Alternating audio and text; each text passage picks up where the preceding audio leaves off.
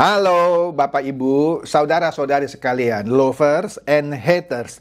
Salam cerdas Indonesiaku. Jumpa lagi kita pada kesempatan kali ini. Bagi Anda yang belum subscribe channel saya, silakan subscribe channel saya. Tekan loncengnya agar Anda dapat notifikasi setiap kali saya mengupload video-video saya.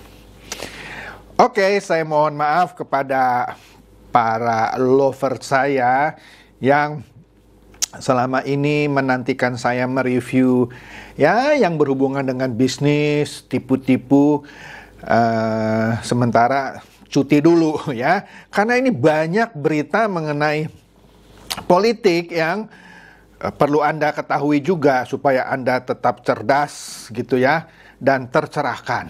Nah, apa nih yang saya mau bicarakan kali ini? Yaitu mengenai perubahan politik yang katanya dinamis, yang katanya cair. Ya, sudah ngaku dinamis dan cair, tetapi ketika PSI menerima kunjungan Pak Prabowo di DPP PSI, Guntur Romli itu keluar. Padahal sebelumnya dia sudah mencalekkan dirinya beberapa bulan sebelumnya di PDIP. Ini kan drama politik kotor ya. Seakan-akan sebelumnya ada drama yang heroik. Saya keluar dari PSI karena PSI menerima kunjungan Pak Prabowo. Padahal diam-diam dia sudah jadi caleg PDIP. Nah, itu kan sudah saya bahas kemarin. Nah, ini saya curiga atau saya takutkan Guntur Romli akan keluar lagi dari PDIP. Iya, kenapa? Karena PDIP mewacanakan menduetkan Ganjar dengan Anies. Padahal Anies ini sering diserang oleh Guntur Romli. Sering diserang oleh buzzer-buzzer Ganjar dan PDIP lainnya seperti Denny Siregar, ya, Cokro TV, dan kawan-kawannya. Ya. Nah, saya bingung nanti kalau Ganjar dan Anies benar-benar berpasangan, mereka cari makannya di mana lagi gitu ya? Atau bikin konten apa lagi? Karena Anies yang sering mereka serang akhirnya dipasangkan dengan Ganjar dan beritanya ada. Oke, sebelum saya bahas itu, saya review dikit dan nih ya. Perseteruan antara sesama teman. Dulu kan Ade Armando dengan Guntur Romli kan berkawan ya. Ade Armando juga sering ngisi di Cokro TV. Akhirnya dia tidak lagi boleh di Cokro TV karena menurut Denny Siregar karena dia tidak lagi pro dengan Ganjar. Wah. Nah, kemudian terakhir dengan Guntur Romli. Kita lihat ya. Ini juga sudah saya bahas sebenarnya di video saya sebelumnya. Di sini di cuitan Ade Armando beberapa hari yang lalu, di sini dia bilang, ini bukan saya yang bikin, tapi lucu sih, mudah-mudahan sebagai petugas partai, Mas Guntur tidak tersinggung. Nah, kan Guntur Romli sekarang jadi petugas partai PDIP. Nah, di atasnya itu ada foto, nah ini yang bikin sekali lagi bukan Ade Armando ya. Foto Guntur Romli cuman terpotong ya. Di situ sebutnya tegak lurus Megawati. Jadi artinya ya ini sebagai petugas partai ya Guntur Romli ya tegak lurus Megawati. Ini nggak tahu siapa yang buat meme-nya ya. Sedangkan kalau Ade Armando dibilang tegak lurus Jokowi. Nah, yang menarik apa? Di sini kan ada kata-kata ini bukan saya yang bikin. Oke. Kemudian Guntur Romli membalas, wah, sama, ini bukan saya yang bikin. Tapi lucu sih, kalau ini sih saya bilang dia mengada-ngada. Memang ini mungkin bukan Guntur Romli yang bikin gitu ya. Nah, tapi di sini dia bilang mudah-mudahan sebagai pegawai partai, dia mungkin kehabisan kata-kata dikatain petugas partai, dia ngatain Ade Armando sebagai pegawai partai. Kak Ade tidak tersinggung katanya ya. Di sini sih ini menjurus ke fitnah ya kalau menurut saya ya. Kalau tadi kan lucu-lucuan, kalau ini sih menjurus ke fitnah. Memang ada 6 alasan yang Ade Armando pernah sebutkan dia tidak mungkin mendukung Prabowo. Tapi ada kata-kata sebelum cair. Nah, ini sih menurut saya agak apa ya, berbau fitnah. Karena kenapa? Di sini ada tambahan kata-kata tuh di belakang baju Pak Prabowo. Dia bilang apa tuh? Hajar PDIP terus ya. Nah, Ade Armando bilang siap bos. Nah, di situ ada kata-kata setelah cair. Ini maksudnya apa? Setelah Pak Prabowo mencairkan uang, nah ini kan keji ya. Nah, ini sih benar-benar kampungan menurut saya. Maaf ya, saya belain Ade Armando dalam kasus ini. Ini norak banget gitu cuitannya.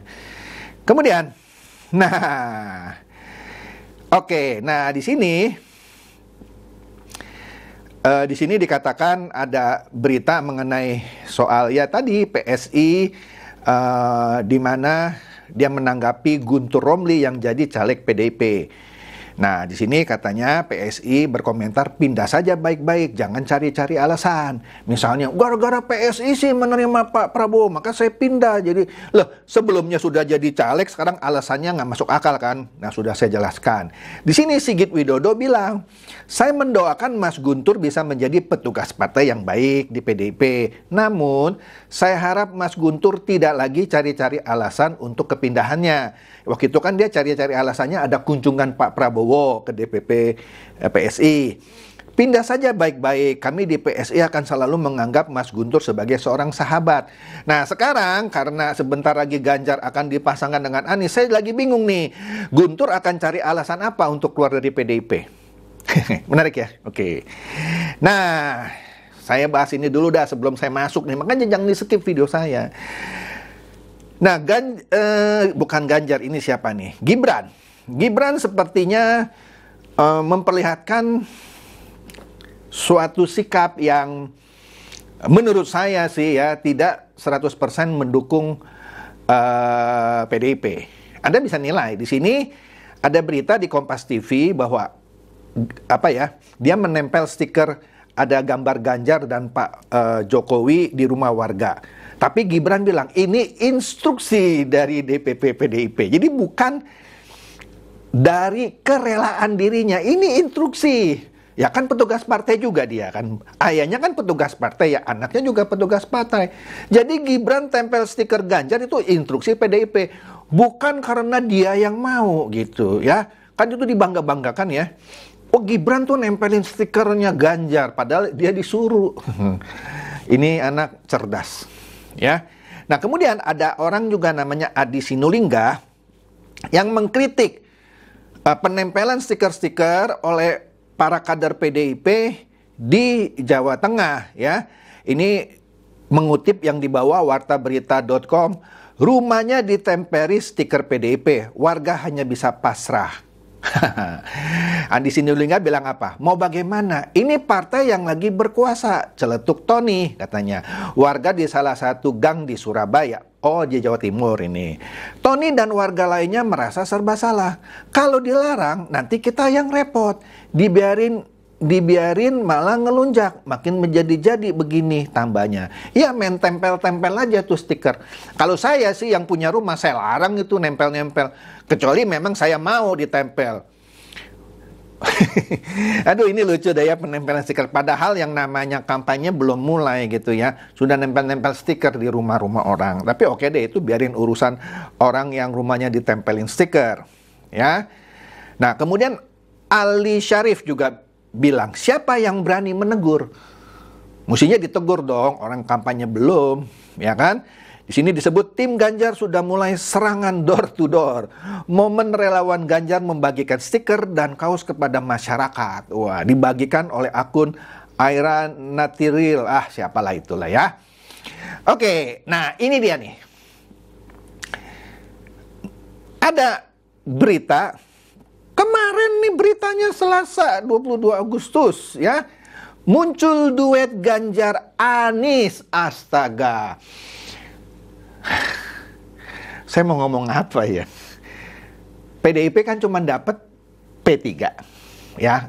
Itu pun partai mohon maaf juru kunci di parlemen yang kursinya paling sedikit. Kalau koalisi perubahan di dalamnya ada 3 partai yaitu Nasdem, Demokrat dan PKS. PDIP memang sendirian saja sudah bisa mencapres dan mencawapreskan orang. Tapi dia dapat 1 partai parlemen ya, P3. Memang ada lagi 2 partai non-parlemen yaitu Hanura dan Perindo. Tapi kita bicara yang parlemen, yaitu cuma P3. Itu pun ada friksi kalau kita lihat di beberapa video saya ya. PDI bilang kalau P3 ngotot tetap memaksakan Sandiaga Uno sebagai cawapresnya Ganjar, maka P3 disilakan keluar. Gitu ya.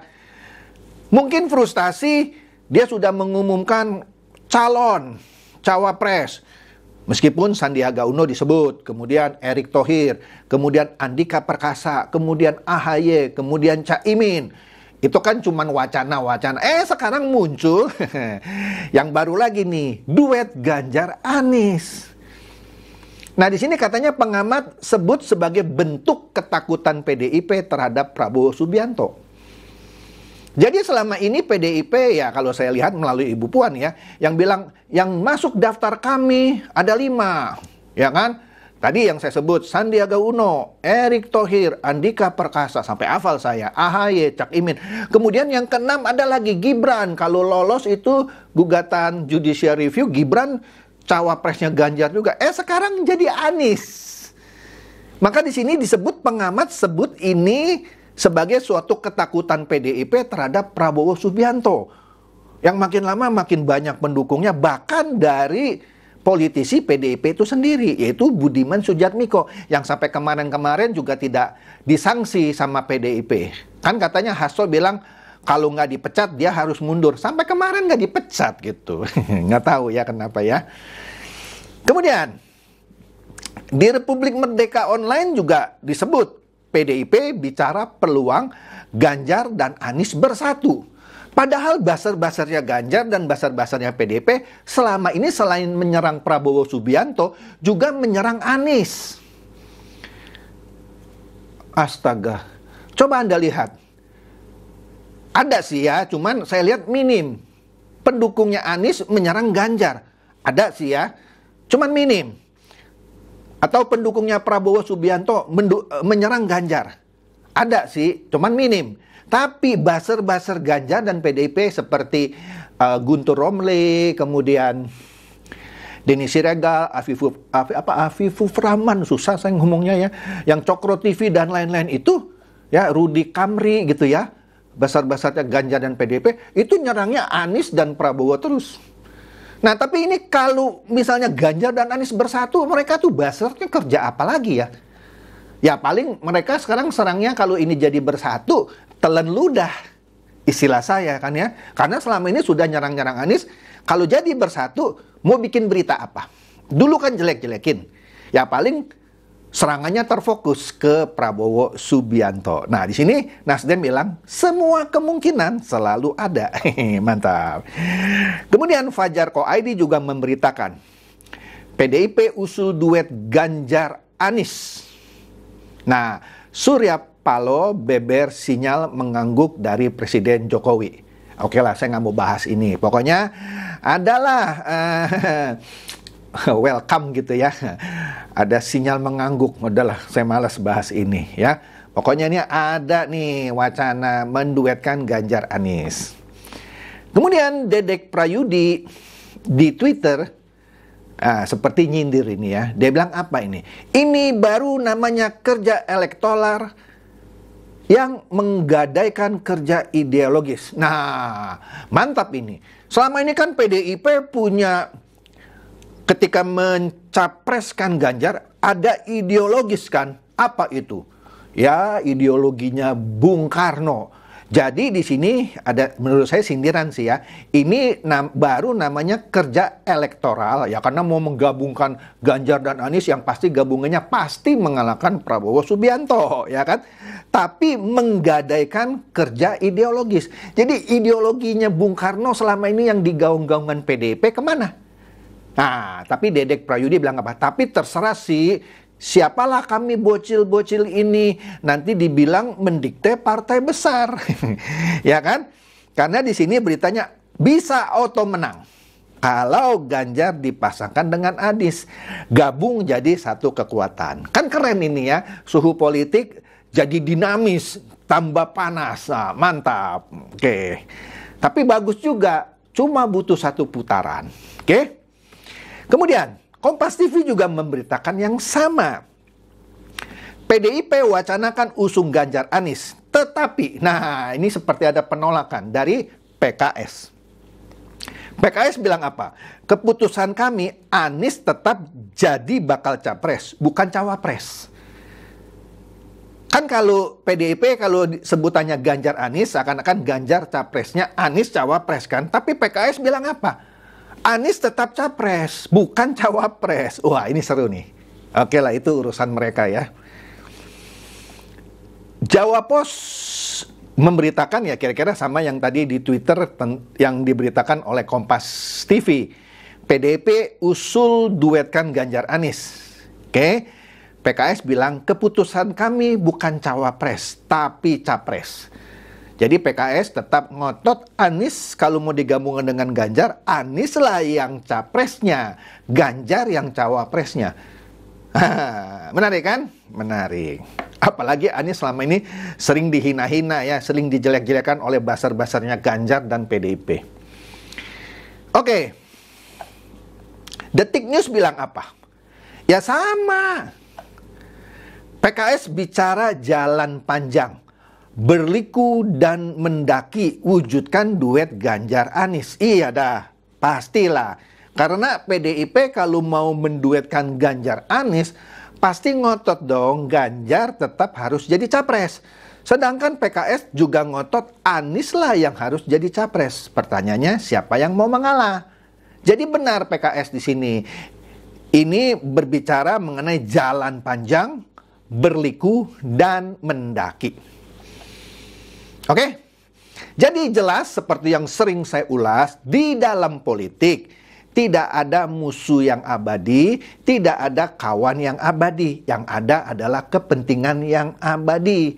Jadi Anda-Anda yang basar-basar yang suka menjelekkan misalnya Pak Ganjar, menjelek-jelekan Pak Anies, menjelek-jelekan Pak Prabowo misalnya ya. Kalau keadaan sudah begini, Anda mau jelekin siapa lagi gitu ya.